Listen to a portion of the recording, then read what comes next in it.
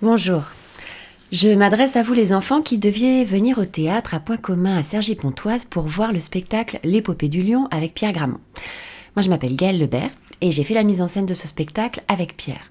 C'est un texte de Victor Hugo qui est interprété par Pierre, seul en scène, et qui raconte l'histoire d'un lion qui enlève et capture un enfant, le fils d'un roi. Pierre et moi, on a beaucoup pensé à vous. On imagine que vous avez été très déçus de ne pas voir le spectacle.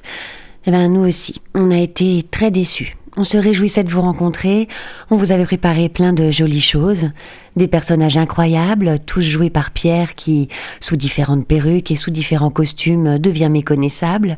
Nous avions créé des palais, des forêts et même une grotte avec de la musique effrayante, des projections vidéo et des effets de lumière un peu magiques.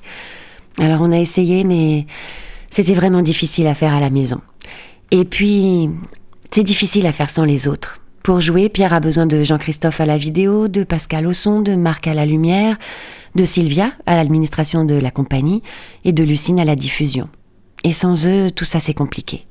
Le théâtre est un art difficile à exercer sans les autres. C'est un travail d'équipe.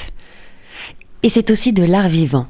C'est pas comme un livre ou un film qu'on peut laisser là dans un coin et puis reprendre plus tard. Le théâtre, ça n'existe qu'au moment de la représentation. Bien sûr, on peut vous en présenter quelques extraits filmés. Mais en fait, c'est pas vraiment fait pour ça. Il y a une magie au théâtre qui repose sur le fait d'être assis tous ensemble dans la même salle en même temps et de partager quelque chose ensemble, de vivre quelque chose ensemble. Et ce qu'on partage, c'est la parole d'un auteur ou d'une autrice, c'est l'univers d'un metteur en scène ou d'une metteuse en scène.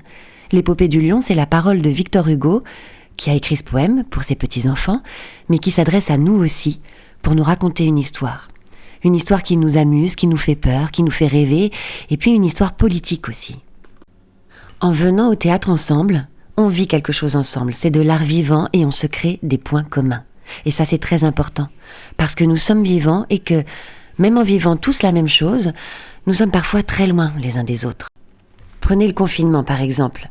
Certains d'entre vous ont été confinés seuls, d'autres avec des frères et des sœurs, dans de grandes maisons ou dans de petits appartements, avec 1, 2, 3 tablettes et des ordinateurs pour travailler, et parfois rien du tout, avec des parents qui devaient continuer à travailler à l'extérieur et puis d'autres qui pouvaient s'occuper de vous à la maison.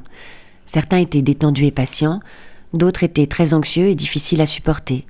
Pour certains, l'expérience a été amusante, pour d'autres, elle a été difficile. Quand vous allez à l'école, vous vivez quelque chose ensemble. Au théâtre, c'est pareil. Quand vous venez au théâtre, on vit ensemble la même chose, au même endroit, au même moment. On peut en parler après.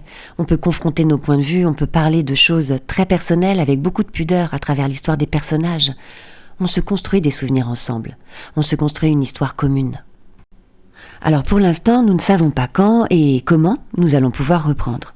On ne sait pas quand les théâtres vont réouvrir. Il y a beaucoup de questions encore en suspens, des questions sanitaires et des questions financières. On attend des réponses du gouvernement. Certains spectacles seront annulés et d'autres programmés un peu plus tard. Nous, on a très envie de vous montrer ce spectacle, mais on ne sait pas encore quand ce sera possible. Le théâtre et son équipe font le maximum. En attendant, on essaye tous de faire au mieux ensemble, les artistes, les compagnies et les théâtres. Ce qui est sûr, c'est que la vie va reprendre. On va respecter des distances physiques pendant quelques temps et puis la vie va reprendre. Vous allez retrouver vos camarades, vos professeurs et puis vous reviendrez au théâtre. Voilà. En attendant, on voulait vous dire que on avait beaucoup pensé à vous. On pense beaucoup à vous. Et on vous attend. À bientôt.